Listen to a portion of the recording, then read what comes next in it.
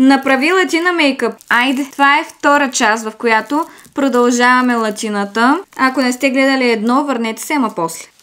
Много латина гримове съм гледала и виждам, че каквото сложат за бронзант, това слагат и на очите. Така че, let's do the same, baby girl. Аз съм си екстра и искам да си ползвам палитра, така че вземам тази от NYX. Ето тук отпред слагат по-светло и бляскаво, това ще правя сега. И сега трябва да опънем очната линия. Боже, как се изразявам. Да опънем, да изплюскам. Not your average booty guru. Знаете ли какво съм направила? Очната ми линия е останала от татка и сега ще провеждам разговори. Бебко, може ли да ми донесеш очната линия, която е на NYX и е там? Да, навигирайте ме, любов. Където са ми четките, там трябва да има и моливи за устни и за очи. Има ли е? Не, бебе, черна и си е вътре, където са другите моливи. Да, видим ли съм го отцелил от първия път.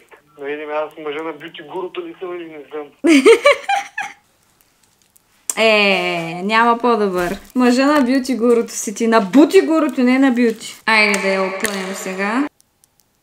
Много добре стана. От Бритония, вижда ли са? Леко Клеопатра я направих, бе. И сега трябва да изкарам тежката артилерия. Огромни такива пачи крак мигли. Не знам, що пачи крак казах. Защото е голям, сигурно. Не знам дали виждате това.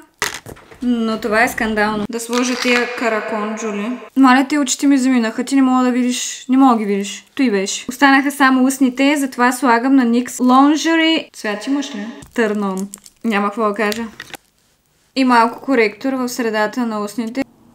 Това е завършената визия, а сега в коментари може да напишете дали ви харесва и колко оценявате визията от 1 до 10. Също, кой да бъде следващия грим. Цунки и аз отивам да избухвам, защото съм яка кака. Чао!